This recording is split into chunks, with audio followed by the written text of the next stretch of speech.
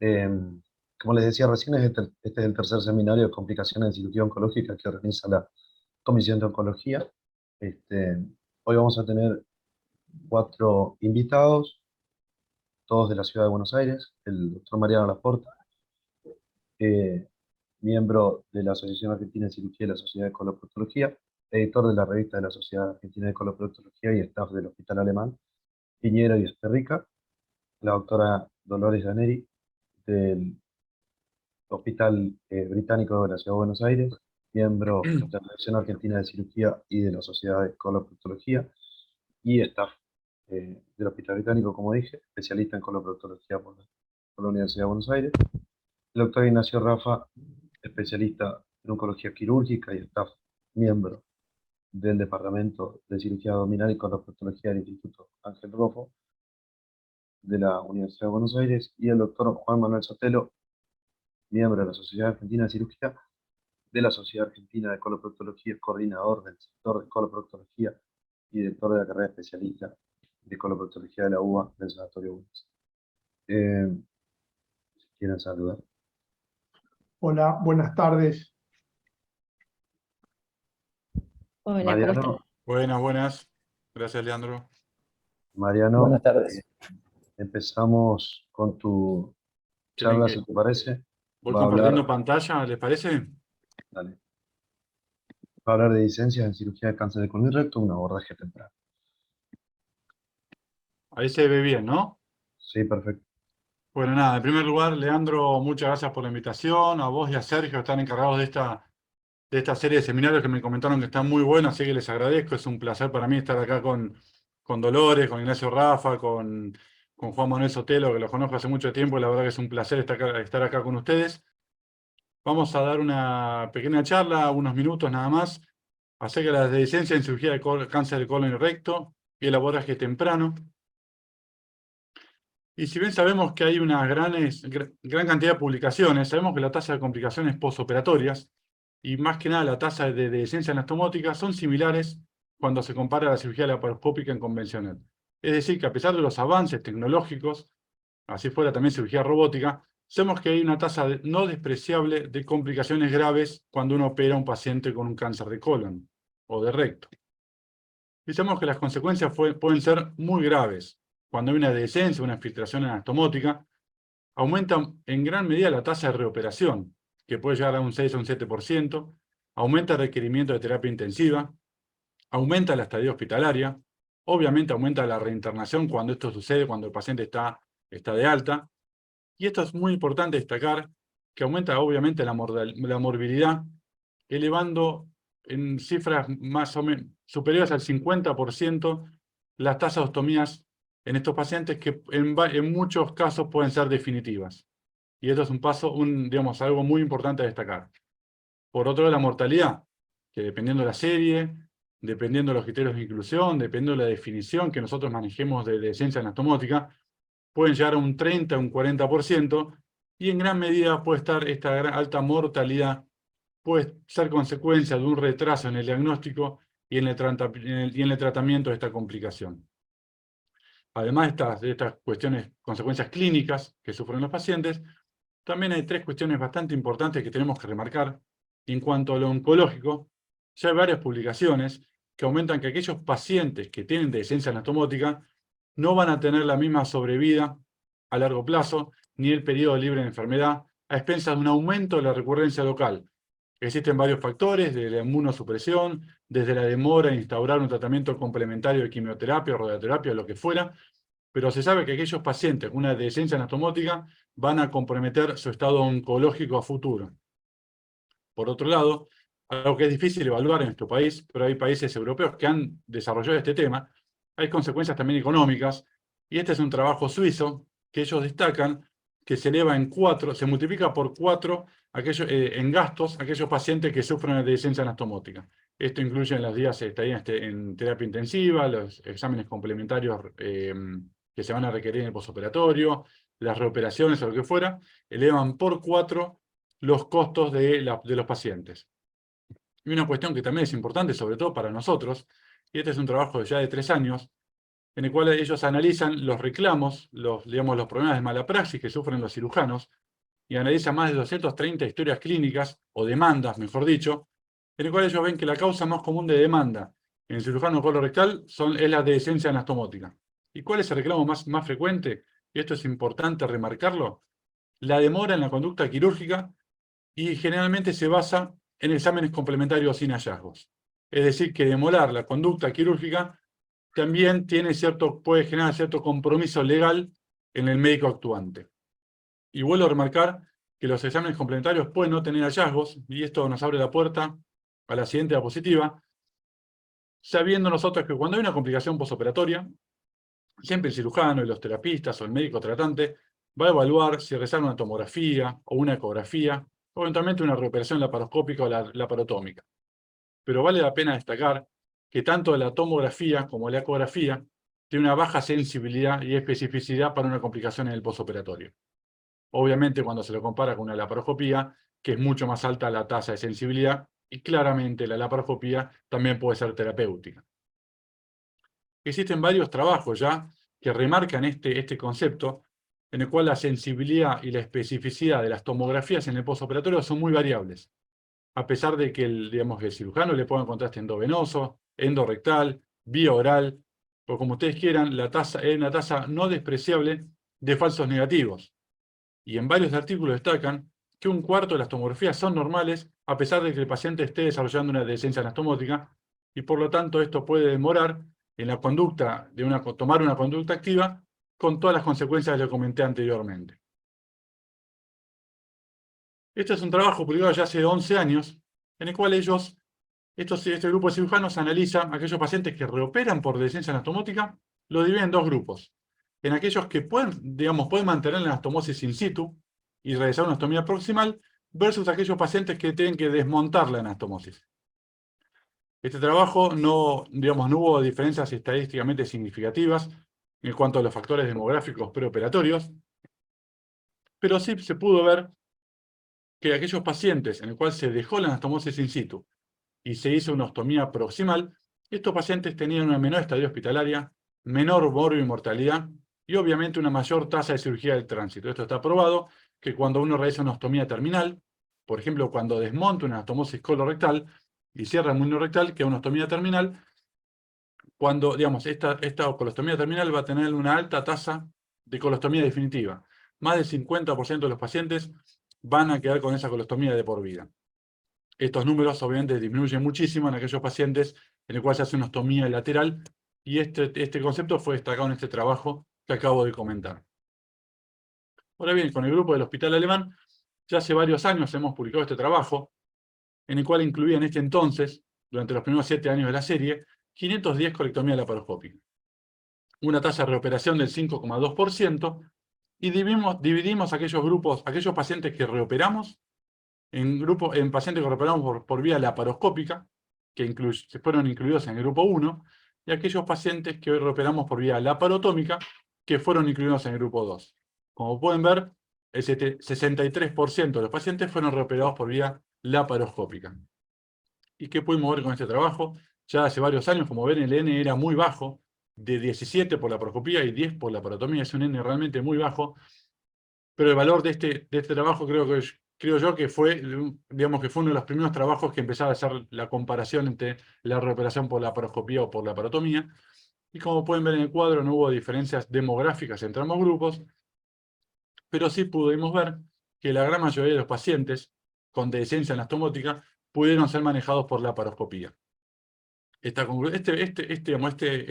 único concepto fue la única conclusión que pudimos obtener en este trabajo, probablemente por el N bajo, y por eso hace ya, el año pasado, quisimos renovar este trabajo, incluyendo la totalidad de los pacientes de la serie actual, y esto fue presentado el año pasado, como dije antes, y acá podemos ver la evolución temporal.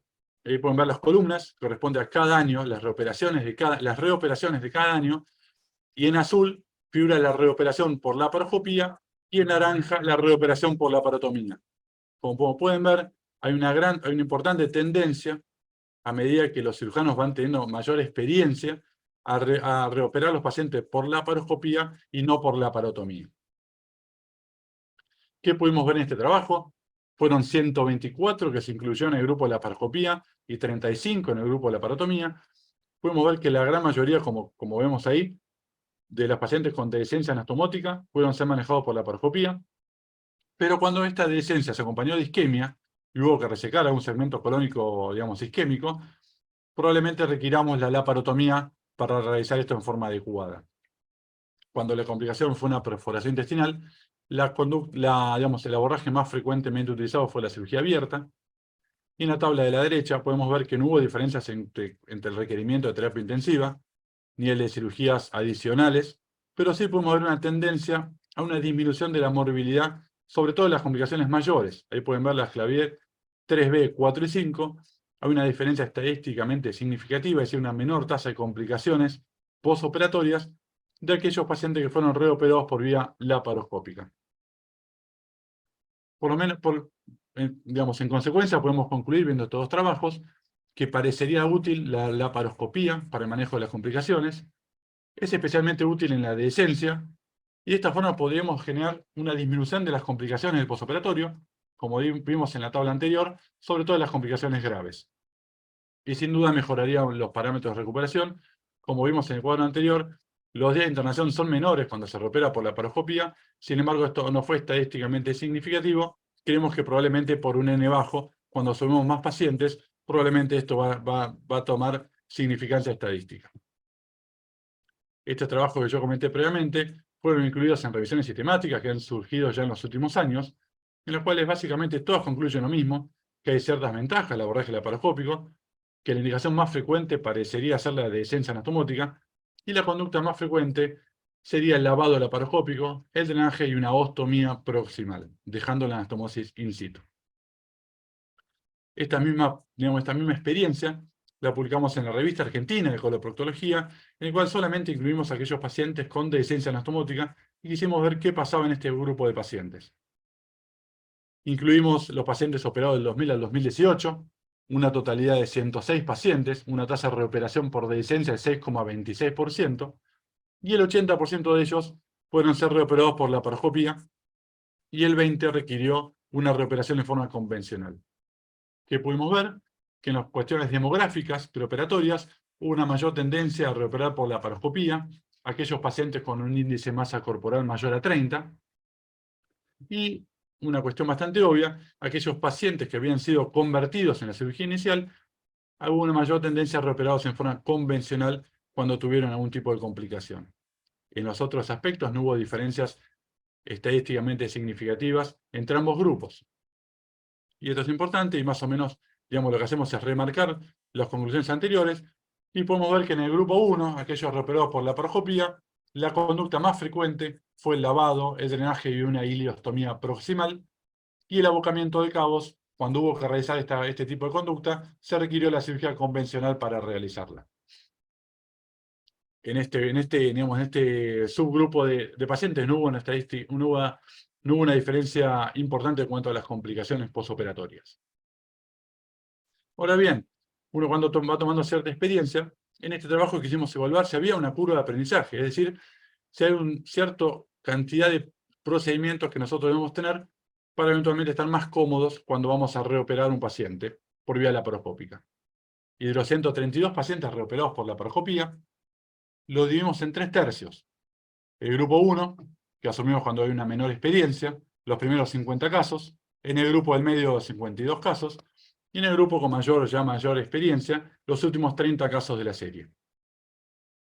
¿Y qué pudimos ver? Aquí pueden ver en el primer ítem del cuadro, que el requerimiento de tomografía fue disminuyendo con la experiencia. Es decir, que en el último grupo, en los últimos 30 pacientes, no esperamos la tomografía para tomar una decisión quirúrgica. Y también una mayor tendencia a convertir menos a los pacientes a medida que vamos logrando cierto aprendizaje en este tipo de procedimiento, y sobre todo también una disminución en el tiempo operatorio, perdón. También pudimos objetivar una menor morbilidad en aquellos pacientes de grupo 3, es decir, en aquellos pacientes cuando el equipo quirúrgico ya tenía un poquito más de experiencia.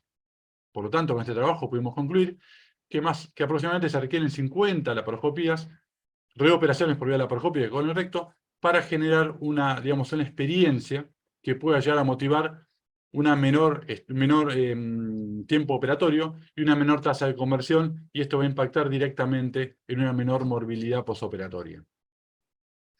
Ahora bien, el título de la charla me dijeron abordaje temprano. ¿Y qué es lo que nosotros creemos con esto? El abordaje temprano hay varias definiciones en la literatura, y esto obviamente es arbitrario, pero creemos que un corte importante podría ser las primeras 48 horas o las segundas 48 horas del posoperatorio.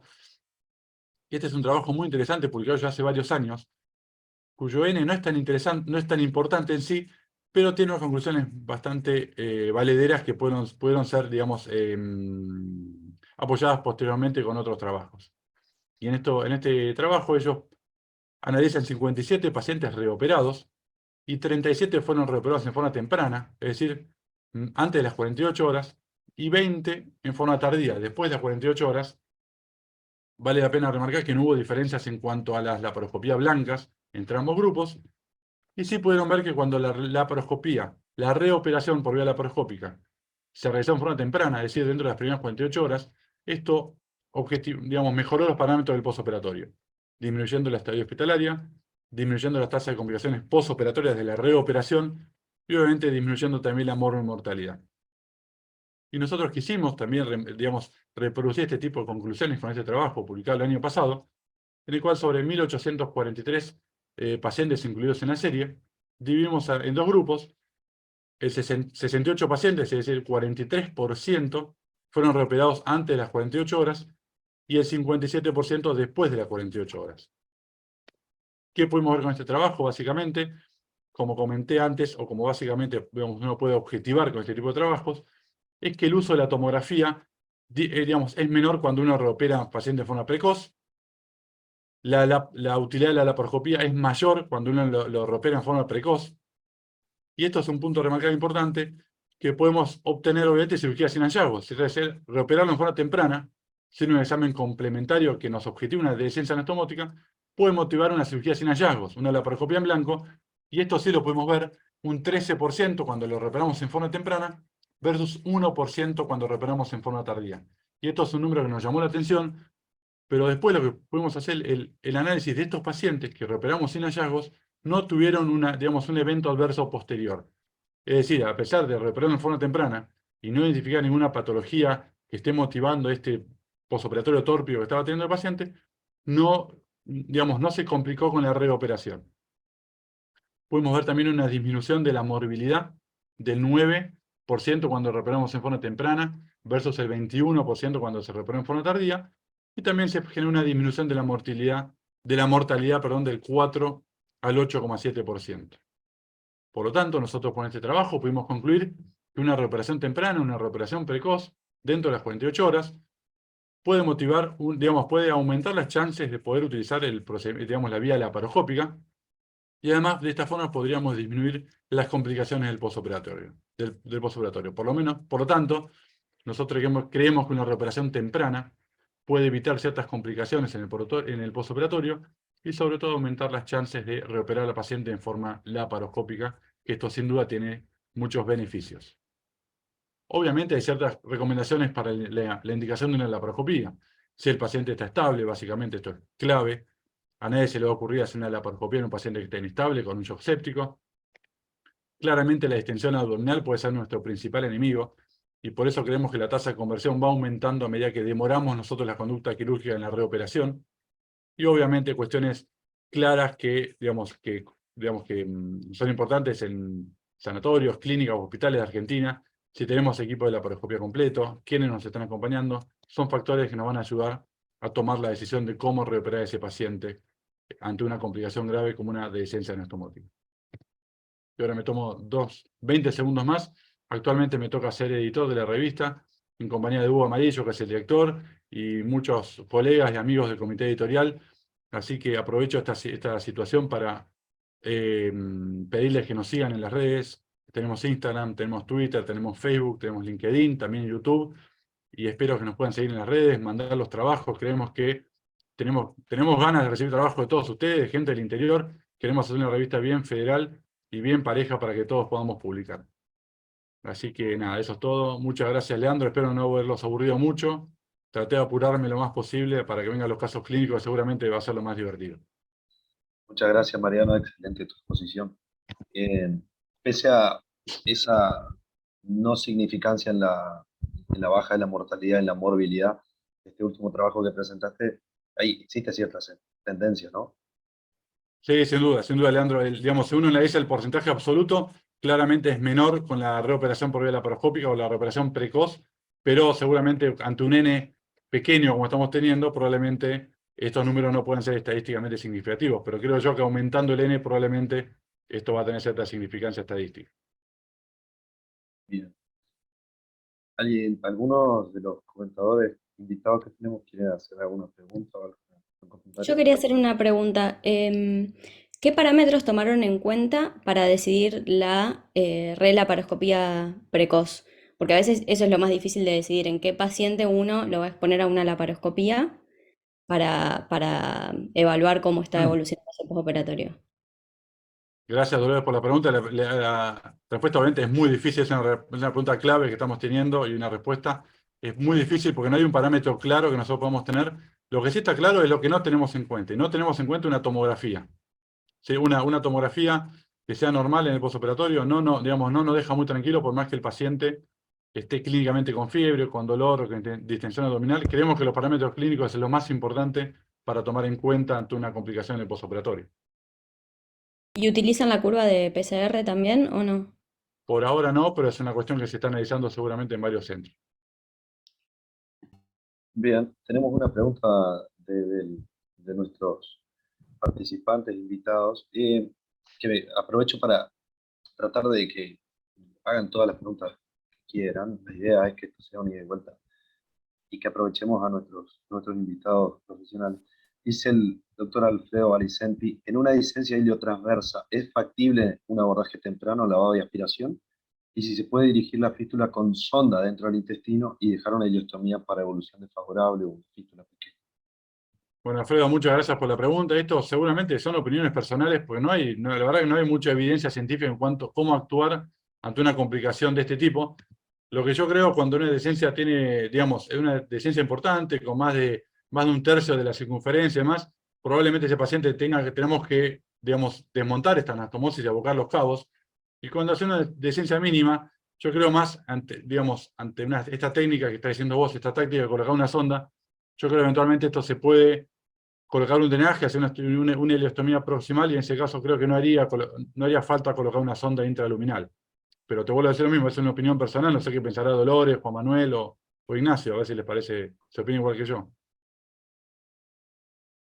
Sí, bueno, en primer lugar, gracias Leandro por la invitación. Bueno, y te felicito Mariano por tu conferencia muy clara, muy conceptual. Yo creo que los conceptos que transmitiste todo el mundo los pudo comprender. En cuanto al manejo de una fístula, de una anastomosis, de una iliotransverso anastomosis después de una colectomía derecha, obviamente yo creo que establecer así un parámetro general es muy difícil. Eso uno lo maneja caso por caso. Si uno desmonta la anastomosis o si uno simplemente pone un drenaje, lava y hace una ileostomía de protección, yo creo que eso depende del paciente, depende cuántos días en el postoperatorio se evidenció, se presentó la fístula, depende del estado general del paciente y por supuesto el defecto de la anastomosis o la fístula. Entonces, bueno, me parece que es un manejo caso por caso. Lo que sí no tengo experiencia en poner una sonda endoluminal, si eso fue el concepto que preguntaron, una sonda endoluminal para una anastomosis, para un heliotransverso, no tengo experiencia. Me parece que no es algo que yo haría, pero después si desmonto o hago solamente una ileostomía de protección, yo creo que es caso por caso, teniendo en cuenta todas esas cosas. Sí, en nuestro caso en algunas oportunidades también hacemos rafia si el defecto es chico, rafia del defecto y una ileostomía proximal. Lo de la sonda tampoco lo usamos nunca. O incluso en algunas oportunidades hemos resecado completamente la anastomosis y hecho una nueva anastomosis intracorpórea. Bien, nosotros primero quiero agradecerle a Leandro por la invitación. Mariano, felicitarte, la verdad que siempre claro y conciso las charlas y me quedo con las conclusiones y las recomendaciones que diste. Y sí, nosotros también, la verdad que experiencia con colocar sonda endoluminal en una anastomosis no tenemos, pero coincido con lo que dice el doctor Rafa y con lo que dice Mariano, la posibilidad siempre de acuerdo a las características del paciente y del intestino, y también al grado de movilización que pueda llegar a tener uno de ese colon transverso, principalmente es lo que también a veces a nosotros nos hace decidir si desmontar, de acuerdo al porcentaje de afección de la circunferencia de la anastomosis, desmontar y hacer una iliocolotomía, o de hacer una rafia y eventualmente una ileostomía, que a veces es un poco más fácil de movilizar y exteriorizar que estar movilizando todo el colon transverso y pudiendo abocarlo. Pero no tenemos experiencia con la sonda endoluminal. Vamos con dos preguntas más del público. El doctor Juan Pablo Elías pregunta, si en anastomosis colorectales es factible una resolución endoscópica. Alguien que quiera responder. ¿Quién quiere que responda, Leandro? No. Sí. Bueno, sí, vamos, o podemos contestar todos. Sí, obviamente en una dehiscencia, la endoscopía con distintos tipos de clips, sobre todo los que son los clips más grandes, tipo Ovesco, es una alternativa que uno puede utilizar. También, nuevamente, tienen que ser en situaciones particulares. En general se usa en pacientes, obviamente, que no tienen una peritonitis, en primer lugar, que eso obligaría a una necesidad de una cirugía, o sea que uno lo haría en un paciente que tiene una fístula dirigida. Y también, obviamente, el tamaño de la fístula tiene que ser pequeño, es otra condición para poder poner un clip tipo Ovesco. Y la tercera condición es los bordes de esa dehiscencia. Si los bordes están engrosados, si son bordes, o si uno pretende hacer el tratamiento endoscópico con clips para una fístula, bueno, no tiene que ser en forma muy tardía. Yo creo que tiene que ser en forma, digamos, apenas se diagnostica la fístula, porque si después ya hay un proceso inflamatorio y fibrosis, sobre todo en la pared del colon, eso va a ser muy dificultoso. Y en cuanto a otra posibilidad de tratamiento endoscópico, para las fístulas, sobre todo para las fístulas de las anastomosis colorectales bajas o medias, la posibilidad de la utilización de los sistemas de continua que se colocan a través de endoscopía, bueno, es algo que está absolutamente descrito, los resultados publicados son muy buenos. En Argentina yo creo que no hay disponible todavía en forma, digamos, autorizado por ANMAT, ya, digamos, dispositivos específicamente diseñados con ese objetivo, pero también es otra herramienta que me parece que es muy útil, sobre todo en fístulas de anastomosis colorectales, yo diría las bajas sobre todo. Me parece que es una herramienta muy útil que cuando llegue al país seguramente lo podremos utilizar. Otra pregunta y ya pasamos a los casos clínicos.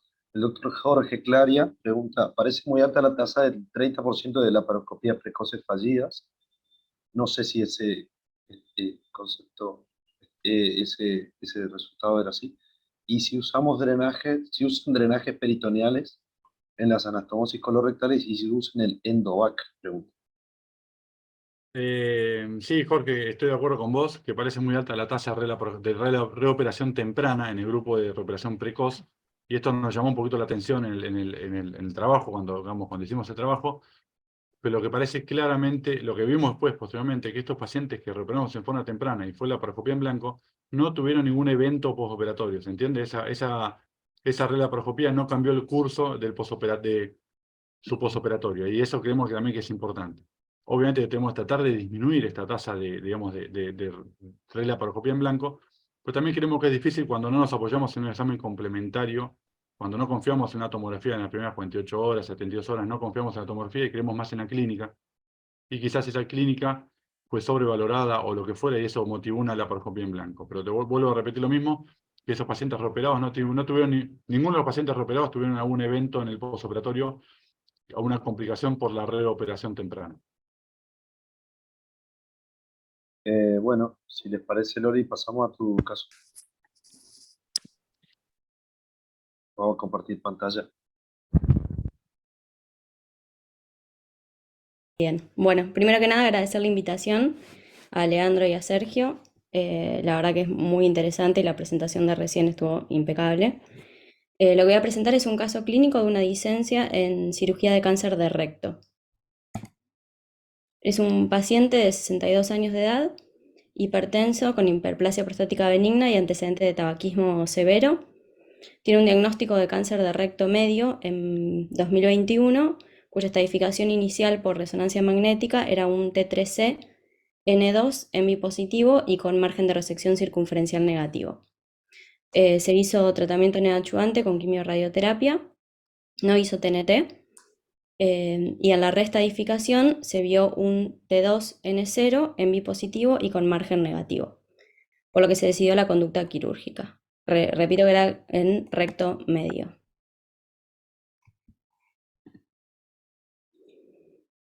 Esta es la cirugía inicial, la hice como muy resumida porque la verdad que no es lo que a lo que apunta la presentación, pero se hizo mediante abordaje medial por técnica laparoscópica. Ahí se ve la disección del pedículo mesentérico inferior.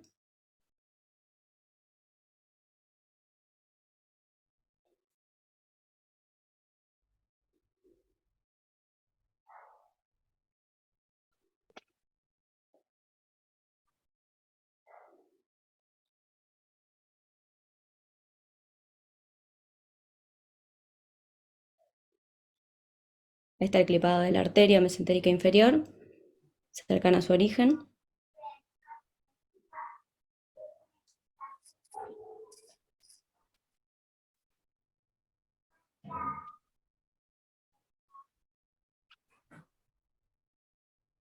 Y de la vena para permitir una buena movilización.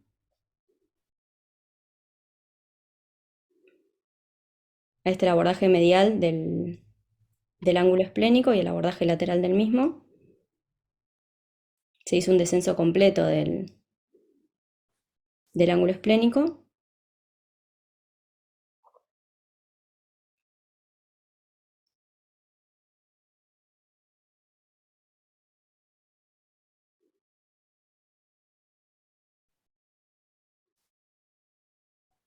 Ahí se ve el abordaje del mesorrecto. Ahí estamos por la cara posterior.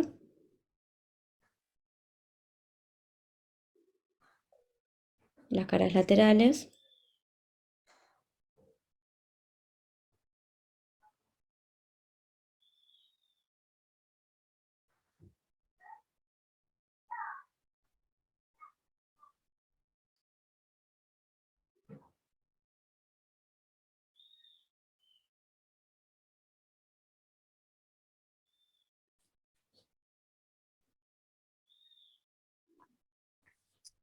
Estamos ya en cara anterior y después se completó la disección por vía transanal. Tiene una pelvis bastante estrecha que hacía un poco complejo hacer el abordaje completamente por vía abdominal. Se hizo una anastomosis con doble jareta.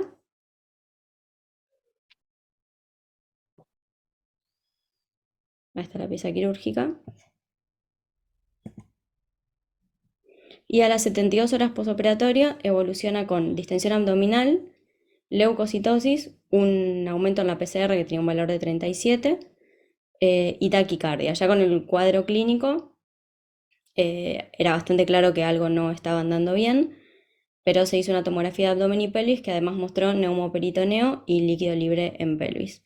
Con todos estos parámetros se decidió hacer una reexploración por vía laparoscópica en la que se constató una dehiscencia del 50% de la anastomosis colonal, con una peritonitis purulenta, no era generalizada, pero sí localizada en la pelvis, y el colon descendido se veía completamente vital. Dadas esas características y que la verdad que la movilización del ángulo esplénico había sido muy buena y no había pasado mucho tiempo desde la cirugía inicial y no había adherencias, estaba bien movilizado el colon. Se decidió hacer una técnica de pull-through y el paciente completó tratamiento antibiótico y egresó a los 10 días de la relaparoscopía. Y se programó la plástica del pull-through a las 2 semanas del alta, que ahí se ve la resección del mismo y la fijación inicialmente con puntos cardinales y después con más puntos para evitar el ascenso del mismo, que es una de las cosas más temidas en el postoperatorio alejado del pull-through. Y ese es el resultado de la anatomía patológica y el paciente, luego de esta intervención, inició tratamiento adyuvante. Muchas gracias. Gracias, Loli, por la presentación. Excelente caso. Escucho comentarios de los comentadores. Yo te puedo hacer Dolores, muy bueno el caso, la verdad muy interesante y muy bueno la resolución del pull-through. Tengo una consulta, ¿en qué caso dejan ileostomía de protección cuando hacen una anastomosis baja? En este caso tenía una ileostomía de protección y No entendí probablemente eso. por eso, sí, por ahí no lo aclaré. Por eso probablemente no hizo una peritonitis fecal, sino fue simplemente una peritonitis purulenta, y nos permitió por ahí este abordaje y la evolución que no fuera tan tórpida del posoperatorio. Bueno, Las únicas sí, veces que generalmente no dejamos ileostomía de protección en un tumor de recto bajo o medio, o sea, cuando uno hace la resección total de mesorrecto, es cuando de entrada se hace un pull-through en vez de hacer una anastomosis. Bien. sí, felicitaciones, Dolores. La verdad que muy buena la resolución del caso. Lo que yo me preguntaría es si la otra opción que había, me parece a mí, teniendo ya el paciente una ileostomía, era reforzar esa dehiscencia con puntos transanales. Obviamente me parece que esta resolución es mejor desde el punto de vista, probablemente desde el punto de vista funcional. Pasa que no siempre uno puede, después de hacer una resección, la pieza resecada fue muy buena, se ve muy bien, eh, con buenos márgenes, entonces no siempre uno tiene suficiente colon para hacer un pull-through. Entonces, bueno, yo te quería preguntar eso, ¿por qué se decidieron por el pull-through y no una resección, una sutura transanal? En realidad en este caso fue porque realmente llegaba muy bien el colon, la movilización era muy buena y la vitalidad del colon era muy buena. No nos generaba dudas de que podía llegar bien vitalizado pasando a través del ano. Y además teníamos, al tener el muñón corto, no tenés, o sea, prácticamente no tener muñón rectal, las chances de tener complicaciones estenóticas de ese pull-through también eran bajas. Muy Pero en bueno. otras oportunidades sí se ha optado por la opción de los puntos transanales. No, quería felicitar a Dolores porque el caso la verdad que muy bueno y muy buena la estrategia del pull-through. Lo que quería hacerte un par de preguntas nada más con respecto al caso. Por un lado, era recto medio, pero ¿a qué altura estaba el tumor? Otra pregunta, si la anastomosis le habían hecho directamente una colonal manual o porque hicieron una vía transanal para completar la decisión total del mesorrecto, o les había quedado un muñón como para hacer una anastomosis mecánica bien baja. Y después preguntarte, porque dijiste que pasaron 2 semanas antes de hacer la revisión del pull-through, el recorte y la nueva anastomosis colonal. Si siempre dejan 2 semanas, 14 días, o eso varía de acuerdo a la evolución de ese muñón o del paciente. Bien, en cuanto a la anastomosis inicial, había sido con técnica de doble jareta, porque daba un pequeño muñoncito que nos permitía hacer la sutura mecánica. El otro, no siempre son exactamente 2 semanas, generalmente depende de la evolución del posoperatorio y también de la disponibilidad de quirófano, son como los dos parámetros que tenemos en cuenta, pero es más o menos ese tiempo, entre 10 días, 2 semanas más o menos, que utilizamos para hacerlo. ¿Y qué otra pregunta más era? A la altura del tumor La estaba a altura. 6 centímetros del margen anal. 6 centímetros. Sí. Y te hago una pregunta más. ¿Siempre los externan a los pacientes cuando están con el pull-through o los mantienen internados ese tiempo para ir controlando la vitalidad?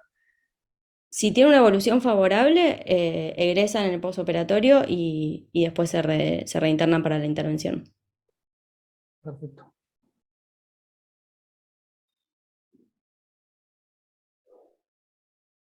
Bien. Marian, si te parece, pasamos a tu caso. Vamos a ver una serie de videos, lo cual en algunos va a haber, digamos, opciones para que vayamos discutiendo y demás. Y acá vamos a ver, digamos, en el intraprocedimiento, en una resección anterior, realizamos la prueba neumática y pasa lo siguiente, que esto seguramente nos ha pasado a todos. Por suerte no tenía audio, porque no se escucha lo que ha dicho el cirujano en ese momento, pero bueno, básicamente cuando pasa esto, que nos puede pasar a todos, y claramente nos ha pasado a todos, ¿qué haríamos ahora? No sé, Leandro, si querés empezar a preguntar opiniones, más si lo convertimos, si lo resecamos y hacemos una nueva anastomosis, si le hacemos una hilostomía nada más, o si eventualmente le haríamos una rafia. Acá yo le muestro el video de nuevo.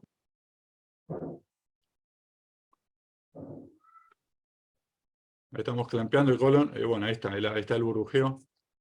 Parecería ser la cara anterior, anterolateral izquierda, ¿no? Parecería ser la fuga. ¿Qué harían los expertos que tenemos? Bueno, primero hay que hacer algunas preguntas.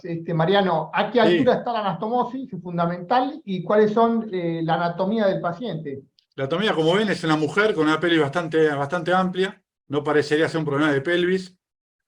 Y la anastomosis debe estar a 12 centímetros, 13.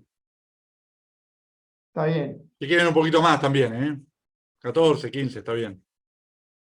Para hacerlo más fácil. Claro, ahí las opciones son puntos de refuerzo. Si identifico bien el defecto, yo lo que haría son puntos de refuerzo, y si no identifico bien, hay que rehacer la anastomosis, no hay duda. A 12 o 13 centímetros hay que rehacer la anastomosis. Pero si lo puedo resolver con puntos, prefiero. Sí, estoy de acuerdo. Aquí. Doctor Sotelo. Coincido.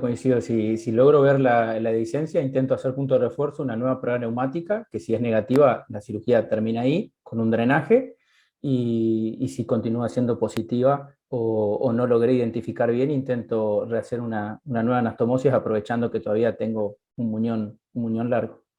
Bien. Bueno, en este caso, el defecto era muy chiquito, se pudo, digamos, objetivar bien, y elegimos en este caso resolver un punto del defecto y terminar ahí con la cirugía, ¿sí? No hizo falta hacer ostomía, se repite la prueba neumática que es negativa posteriormente y podemos terminar la cirugía sin mucho problema. Ahora bien, vamos a ver otro caso. Este es durante un abordaje medial de una colectomía izquierda. ¿Sí? Estamos descendiendo los elementos retroperitoneo y una tracción inadecuada del cirujano con su mano izquierda, pueden ver, genera este sangrado. Sotelo se está riendo porque se está acordando de esta cirugía. Así que, nada, ahí ven, obviamente un sangrado importante. Es tremendo cuando lo vemos. ¿Sí? Lo vuelvo a repetir.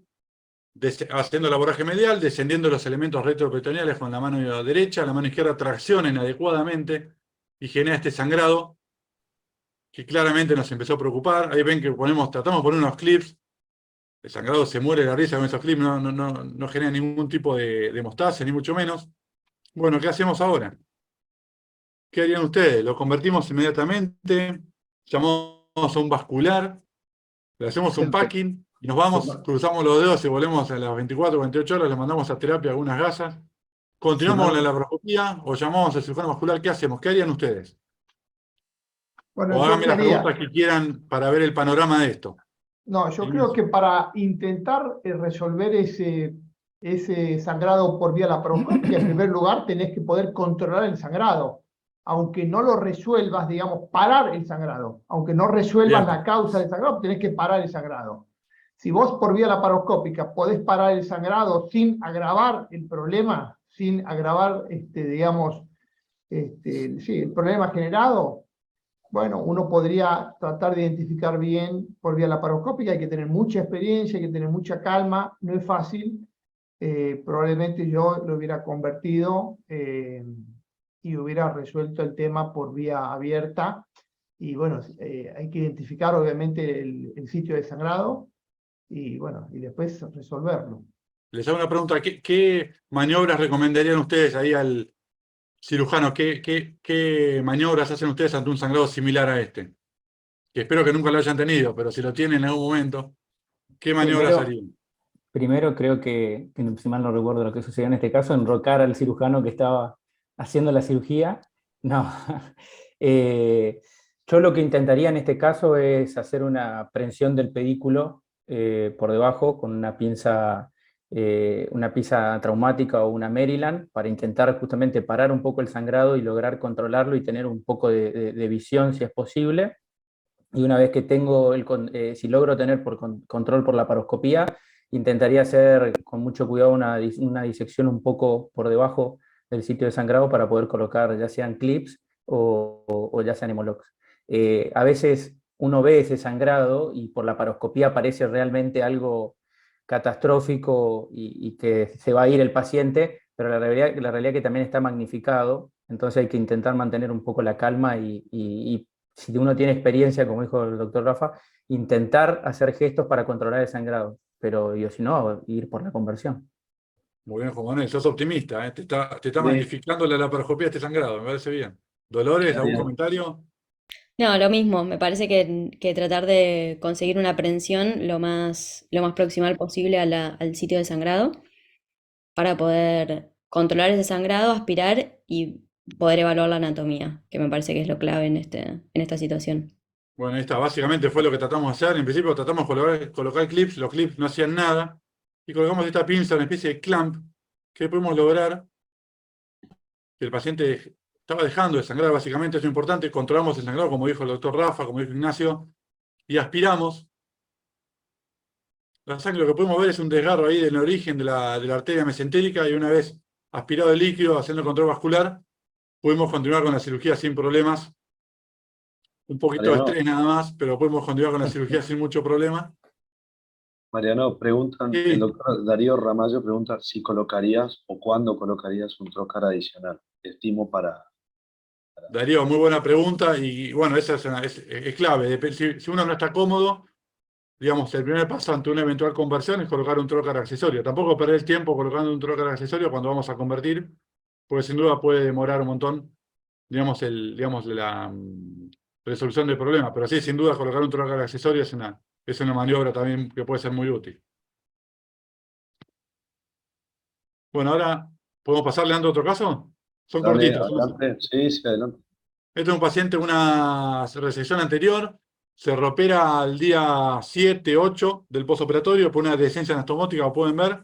Hay un defecto ahí en la cara anterior de la anastomosis. Me pueden ver el colon vital, como pueden objetar algo de fibrina y además ya habían pasado varios días y se pudo ver este defecto, que es chiquitito, debe tener 5 milímetros, el tamaño del aspirador, un poquito más si se quiere. 7, 8 milímetros en la cara anterior de la anastomosis. Ahora, ¿qué harían ustedes? Otra vez la pregunta que habían hecho hoy, respecto a qué altura estaba más o menos la anastomosis, para saber si ya tenía una ileostomía hecha o No no tenía tenía. ileostomía hecha. No tenía ileostomía hecha. La Bueno, anastomosis habrá estado a 12, 10, 12 centímetros. 12, 13. bien, si estaba controlado la peritonitis y era puntiforme, yo intentaría, esto es a veces debatible si dar o no dar punto en ese tipo de tejido. La realidad es que yo intentaría hacer un punto desde el punto de vista tranquilidad. Uno se va, a veces con el orificio cerrado se va más tranquilo a dormir, así que intentaría dar un punto y haría una ileostomía y en lo posible un lavado distal por el cabo de la ileostomía bajo visión directa para dejar limpio su intestino que ya dejo protegido y rafiado. Muy Oli, bien. Quería tanto Sí, como Rafa. coincido, coincido con lo que dijo Juan Manuel. Yo creo que si es muy chiquito el orificio, yo le haría unos puntos de refuerzo. Nosotros generalmente hacemos colostomía, no hacemos ileostomías de protección. Y entonces, bueno, la colostomía es fundamental y es muy importante tener bien limpio el colon izquierdo. Si haces una colostomía, digamos, tener bien limpio el colon transverso y el colon izquierdo. Muchas veces hacemos lavados desde la colostomía, porque eso es fundamental. asegurarse de tener limpio el colon izquierdo. Y lo otro que he hecho en algún caso, pero la verdad que la bibliografía es controvertida, dejar algún drenaje transanal. Digamos que hay algunos estudios que muestran algún beneficio y hay otros que no han mostrado beneficio, pero bueno, en algún caso también lo he hecho. Sí, en este caso me parece que resección y nueva anastomosis con el tejido como está, no, es distinto que el caso inicial que mostraste, que era en el intraoperatorio, que el tejido está Sí. mucho más sano como para hacer una nueva resección y una nueva anastomosis.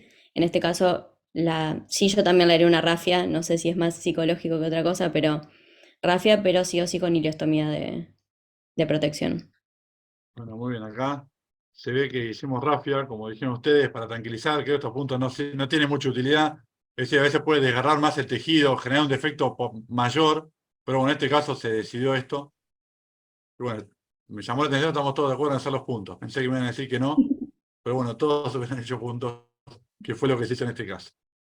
Una pregunta, ¿qué Sí, opina el doctor Laporte de la sonda transanal? sabía que me ibas a preguntar eso, Juan Manuel.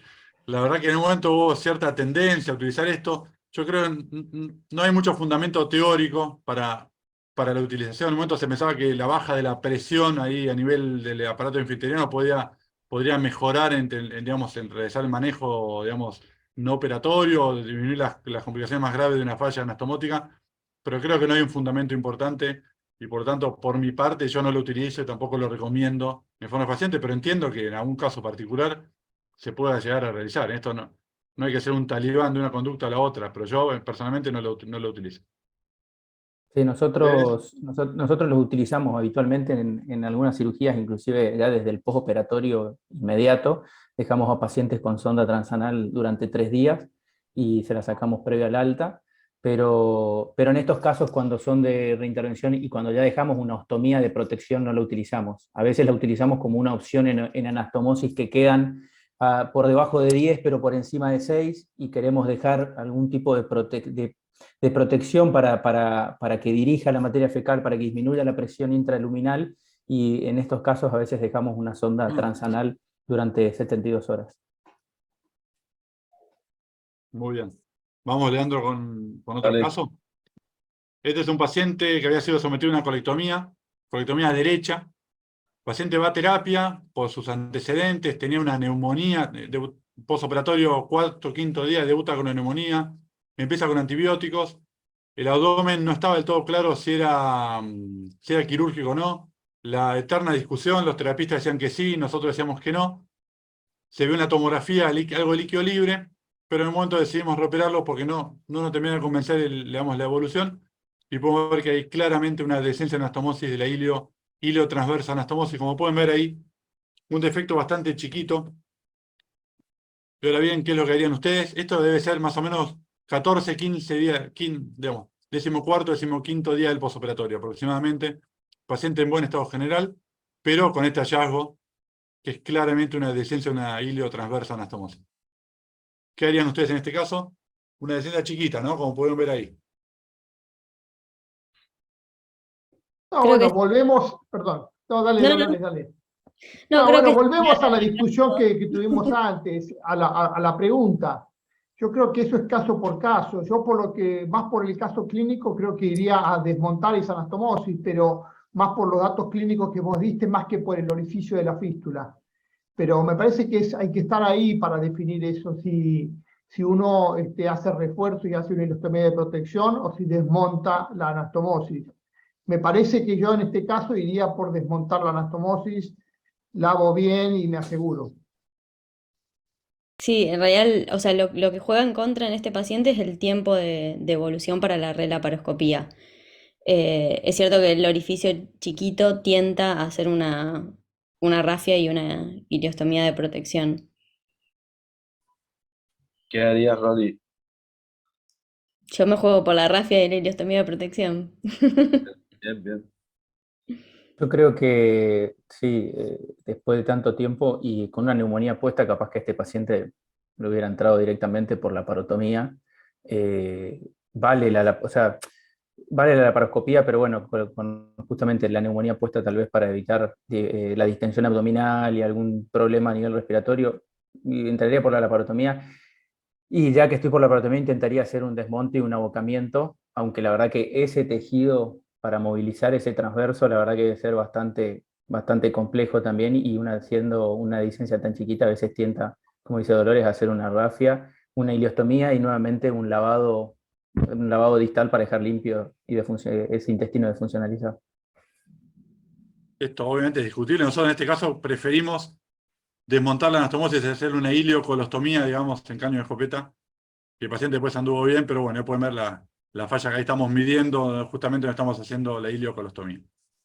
Pero bueno, después posteriormente el paciente por suerte anduvo bien de su neumonía y de su dehiscencia anastomótica, las dos cosas. ¿Tenemos tiempo, Leandro, para un par más de casos o no? Son cortitos, son así cortitos, medio dinámicos. Media hora tenemos, así que tranquilo. Bueno, acá esto ya lo discutimos, así que no hace falta. Y ahora tenemos otro caso. A ver cuál es. Este es un paciente, sí, colectomía derecha por un gran tumor de colon, en el cual se estaba por ir de alta la paciente, pero esto fue operada en un sanatorio en la clínica Costa Rica, en el cual yo en esos medios utilizo bastante drenaje, a pesar que no hay evidencia clara, y lo pueden ver, no miento. Y el paciente estaba yendo de alta, cuarto día postoperatorio, me manda una fotito del clínico, yo estaba yendo a darle el alta al paciente, me manda una fotito con el débito entérico en el drenaje. La paciente estaba, créanme, estaba clínicamente bien, sin fiebre, estaba con tránsito y todo, pero decidimos reoperarla para evitar alguna complicación mayor, sin tomografía, sin ningún método complementario. Y aquí podemos ver el hallazgo, algo de líquido entérico, ahí a nivel del lecho quirúrgico, digamos. Y se puede ver una decencia que va a ser bastante puntiforme a nivel de la ilio transversa anastomosis. Paciente en muy buen estado general, como pueden ver, no hay distensión de asas. Si bien hay algo de fibrina y demás, parece ser claro que es una decencia puntiforme, ¿sí? De una ilio transversa anastomosis. Básicamente, ahora, ¿qué harían ustedes con este caso? Creo que vamos a estar todos de acuerdo, pero bueno, vamos a ver un poquito qué piensan ustedes. Este es como el anterior, pero con la ventaja de que tiene un diagnóstico más precoz Exactamente. de la dehiscencia. Entonces, con más razón, yo me sigo inclinando por la rafia y protección. Muy bien. Sí, sí, Coincido. coincido, absolutamente. Yo creo que ese sería el primer, digamos, el primer intento, por lo menos. Sobre todo ileostomía de protección, estar seguro, obviamente, que no hay otro orificio, eso es lo más difícil. Obviamente, en un abordaje laparoscópico es mucho más complejo. Estar seguro de que no hay otro origen de la fístula. Sí, pero voy por eso. Yo coincido también, haría lo mismo. Y te pregunto, Mariano, ¿hubieras dejado esta paciente sin operar pensando en, bueno, puede ser algo puntiforme, está clínicamente bien, está transitada, está dirigido con el drenaje que le dejé? ¿Lo hubieras, ahora con el diario el lunes, ¿no? ¿Hubieras pensado que podría haber andado o...? La verdad que es muy discutible. Yo una colectomía derecha, que se dirija la filtración por el drenaje, no soy muy optimista y prefiero tomar la conducta de la recuperación temprana, que la paciente evolucione bien después, y no andar esperando que la paciente se distienda, empieza con clínica, empieza con dolor, y eventualmente ya sea otro tipo digamos, de panorama. Pero es discutible, claramente. No sé si alguien hubiera pensado en expectarla. Tenía débito por el drenaje y clínicamente tenía algún síntoma la paciente, ¿no? Nada, estaba muy bien, estaba comiendo, estaba con tránsito, un poquito de molestia, un poquito de dolor, pero estaba bien clínicamente. ¿Le hiciste tomografía o no? No le hice tomografía, la llevé directamente al quirófano. Está bien.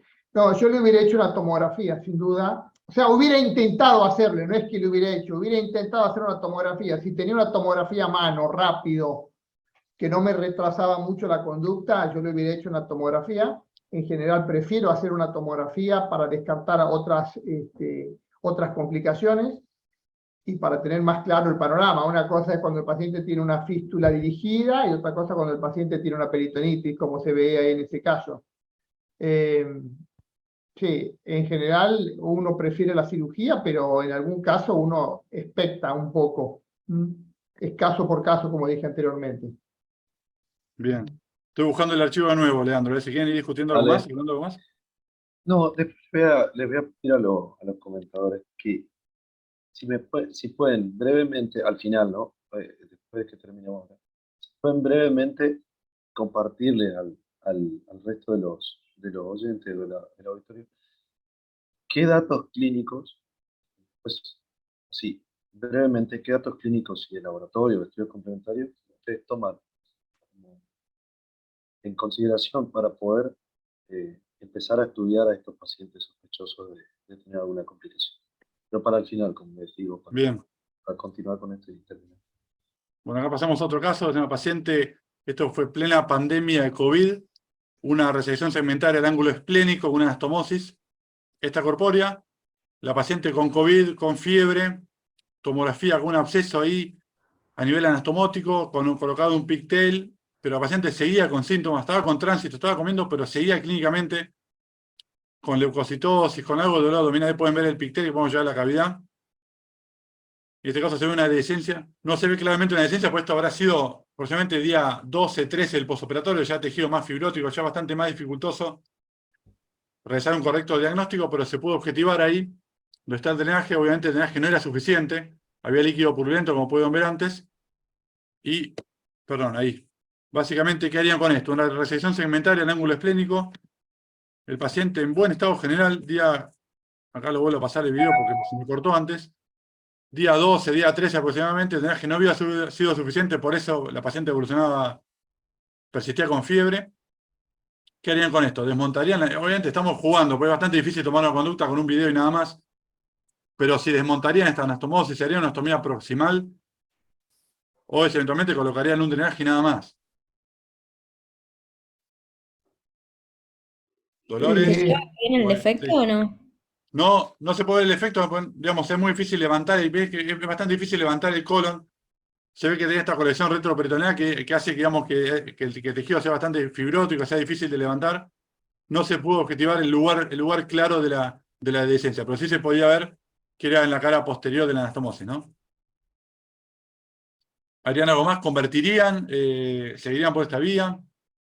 Pensando en lo que decís, Marian, que era en época COVID, si era la época de mayor Sí, pánico COVID, la verdad que pensaría en convertir, desmontar, abocar y que la paciente esté el menor tiempo posible internada y se pueda externar estar en su casa para disminuir el riesgo, obviamente, en ese momento, pensando en todo lo que se conocía, se sabía y los casos graves que había de COVID, pensando en intentar justamente resolverla rápida, no agregar más complicaciones del tipo infecciosa ni de tiempo, ni alargar el tiempo de estadio hospitalario.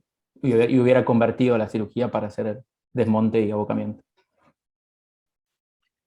Sí, yo coincido. Yo creo que en cuanto a la resolución del problema, desmontaría o intentaría desmontar esa anastomosis, salvo que yo viera que no voy a poder, porque tiene un meso muy retraído, muy corto, y que no voy a poder abocar los cabos. En ese caso iría solamente por una ostomía de protección previa, digamos, a la anastomosis, pero el primer intento sería desmontar y ostomizar. sí, en este caso fue lo que hicimos, desmontamos y ostomizamos. Fue por la proscopía, pero eso es anecdótico. La verdad que lo importante es que lleven bien los cabos a la pared y ostomizamos como en caño escopeta, en bicolostomía, y después la paciente mágicamente dejó de hacer fiebre por su COVID, pues claramente la fiebre estaba dado por este absceso que no estaba correctamente drenado, pero después evolucionó favorablemente. Y ahora en Dolo, este caso, sí, perdón. no, y si Dolo hubiese hecho lo mismo, ¿qué hubiese hecho? Sí, sí, sí, totalmente de acuerdo en este caso.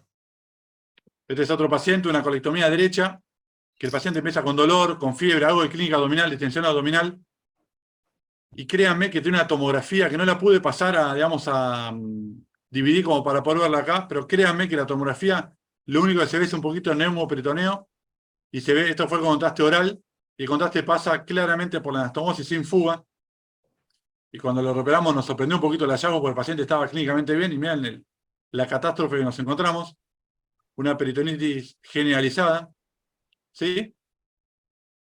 Tratamos de buscar el efecto, dijimos esto va a ser un defecto chiquito, o grande, ¿no? Digamos, básicamente basándonos en la tomografía. La tomografía era normal, pasaba el contraste sin ningún problema. Y buscando el efecto, miren lo encontramos. Prácticamente desmontada, la anastomosis completamente separada, ¿sí? Eso justifica claramente el hallazgo, pero créanme, voy a conseguir esta tomografía, porque la tomografía se ve que pasa el contraste, se ve la anastomosis, y pasa el contraste claramente.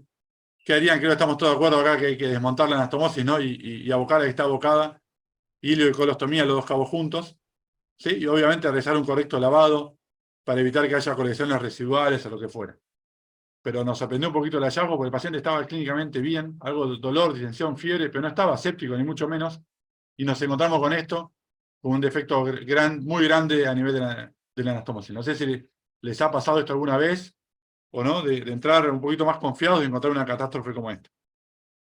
Sí, la tomografía, como dijiste en tu presentación inicial, la verdad que muchas veces no refleja lo que después encontramos en el intraoperatorio. Es más, por ahí uno dice, se hace la tomografía, se queda tranquilo, dice, bueno, puedo esperarlo, y después la evolución nos demuestra que no, que era más complicado el caso de lo que parecía. Si alguna vez nos pasó, ayer mismo.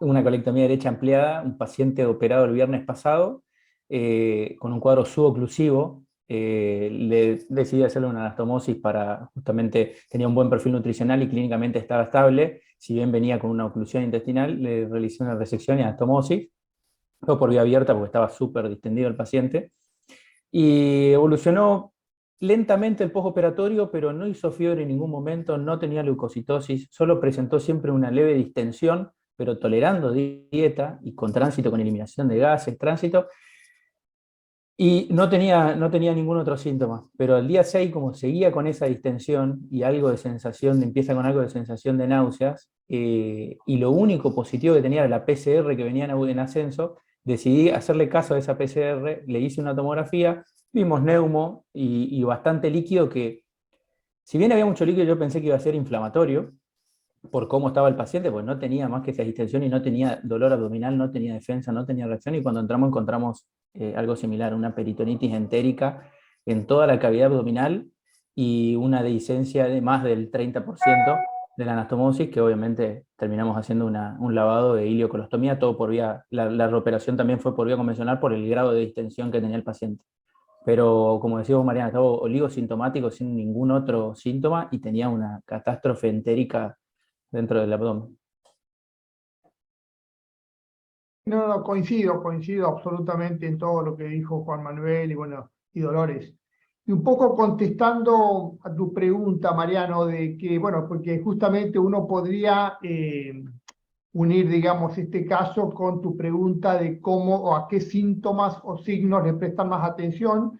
Yo creo que vos lo dijiste muy bien en tu presentación, por eso me gustó el tema de, bueno, por qué hacer reintervenciones tempranas.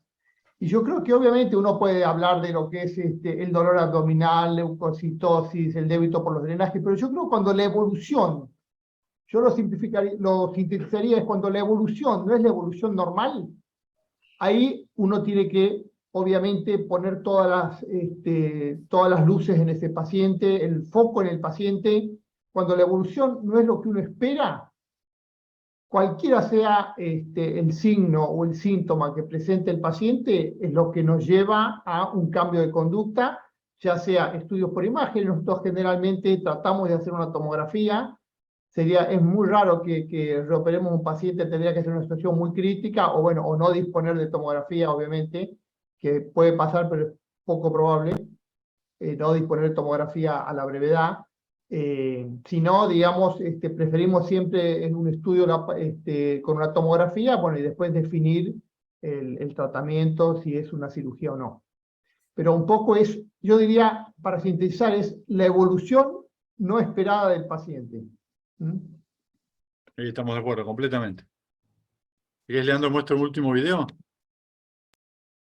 Esta es una paciente que había sido sometida a una sigmoidectomía por un tumor de recto sigma. Como pueden ver, no hay líquido entérico en la cavidad, pero comenzó con dolor, con fiebre. Esto sí le es una tomografía con contraste endorectal y se ve claramente la fuga. No hay peritonitis y se ve ahí un defecto. No se puede objetivar claramente, pero hay una prueba neumática positiva, hace un defecto ahí en la cara posterior de la anastomosis. Uy, se cortó. Bueno. Básicamente, ¿qué harían ustedes con este paciente? Le desmontamos la anastomosis, o eventualmente, a ver si se puede ver ahí. Bueno, lavamos en la pelo y no, lavamos la cavidad, pero no había líquido entérico en la cavidad, no había materia fecal en la cavidad, ni mucho menos estaba bloqueado por el intestino delgado. Por la tomografía se ve claramente la fuga. Así en este caso decimos colocar un drenaje ahí al defecto, en la cara posterior, y realizar una ostomía proximal. No sé si están todos de acuerdo. ¿Quieren comentar algo? Pero creo. No, no, bueno, es lo que discutimos ya en los otros casos. Yo creo que en este caso hubiera ido por un Harman, Bien. un Armani, porque veo mucho proceso inflamatorio.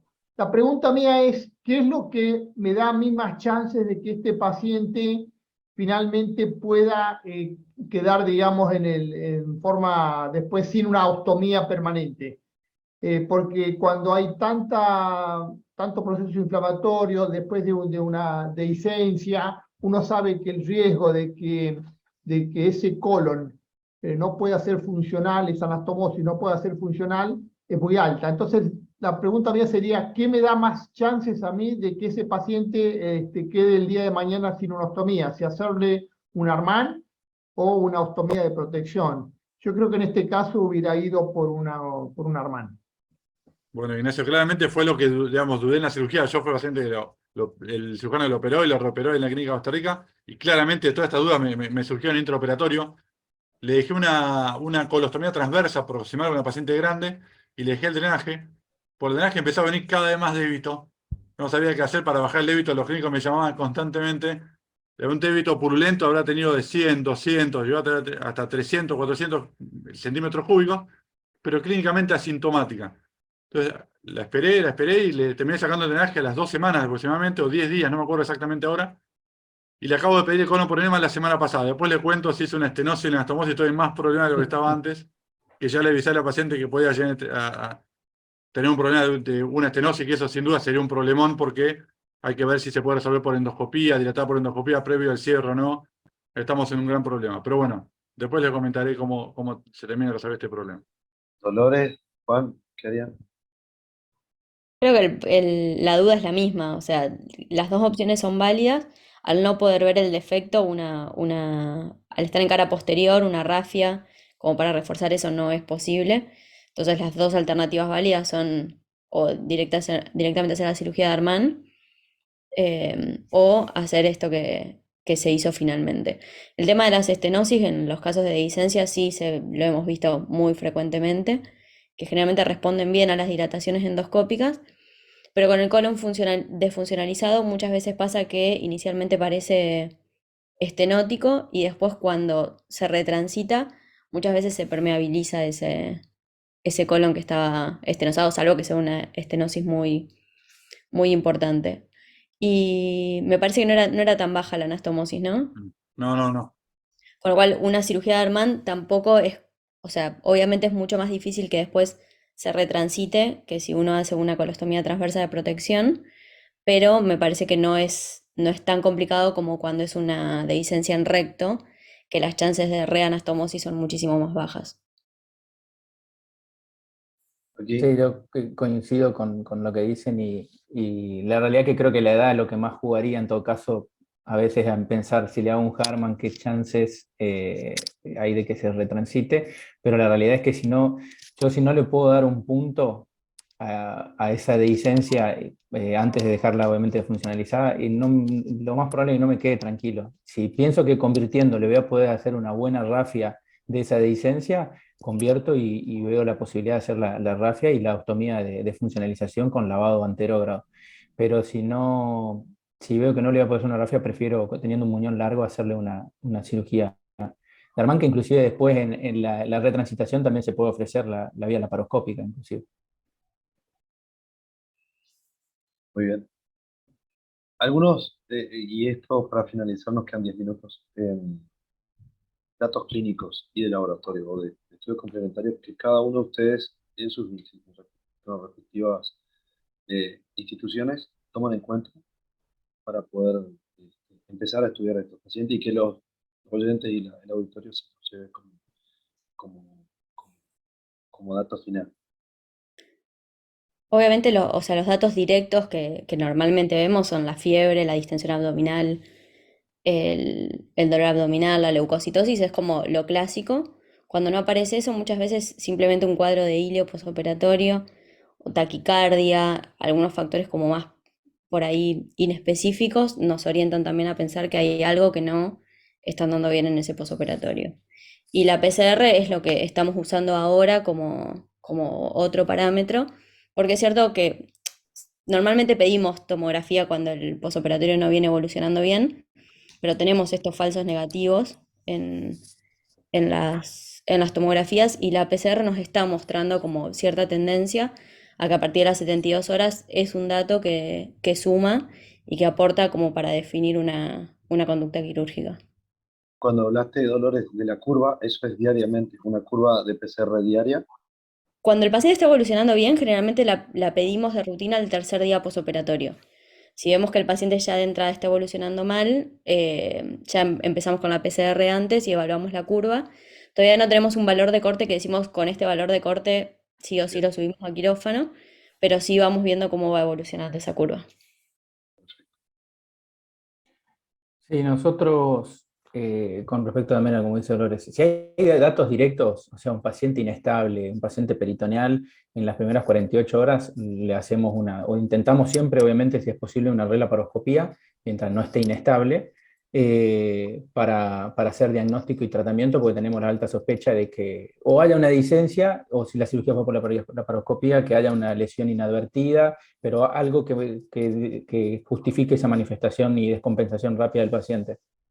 Y pasado, la verdad, en cuanto al resto, si el paciente no está tan claro esa alteración de los vitales o ese abdomen que a uno realmente le da la certeza de que algo pasa, nos basamos mucho en el laboratorio, en la PCR, también hoy en día.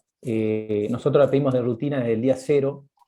A veces también es un tema el tema de la PCR, porque a veces cuando lo pedís de rutina desde el día cero para ir viendo la curva, siempre se eleva en el postoperatorio, obviamente hay una elevación por el proceso mismo inflamatorio del estrés quirúrgico, y a veces genera duda, porque nosotros por lo general los pacientes a las 48 o 72 horas se están yendo de alta. Entonces todos los trabajos hablan de la PCR a partir del tercer, cuarto día, pero los pacientes ya no lo tenemos internado. Pero sí en los pacientes que vemos que tienen una evolución más lenta, un poco más tórpida, pero que no llega a ser algo claro como para reoperarlos, nos basamos mucho en la PCR como para decir si la curva va en ascenso, después de las 72 horas mediamos tomografía de por medio y tomamos una decisión. Nacho, No, bueno, Ignacio, sí. no, yo un poco lo que dije, habías preguntado vos, perdón, me equivoqué, pensé que había hecho Mariano la pregunta sobre los datos clínicos. Yo creo que cuando la evolución, o sea, la evolución no es lo que uno espera, ahí es donde uno pone todo el foco en ese paciente y ahí, digamos, determinamos la conducta y los métodos de diagnóstico. En general usamos la tomografía, como ya dije, no utilizamos en forma rutinaria la PCR para el diagnóstico de fístula. Y bueno, y después los otros datos clínicos, por supuesto, la distensión abdominal, la falta de eliminación de gases, es un dato también que yo creo que es importante. Y bueno, obviamente los drenajes, lo que ya todo el mundo sabe. Pero yo creo que cuando la evolución no es buena o no es lo que uno espera, ahí uno tiene que poner todo el foco. Mariano. Sí, por mi parte estoy de acuerdo. Yo tengo la suerte o la mala suerte de trabajar en muchos lugares a la vez, hospital público, hospital privado, clínica, donde fuera, y es muy difícil armar un protocolo. No existe un sistema de puntuación con criterios mayores, menores, como quieran llamarlos, para ayudar a tomar una decisión, y creo que lo que dijo Ignacio es muy importante.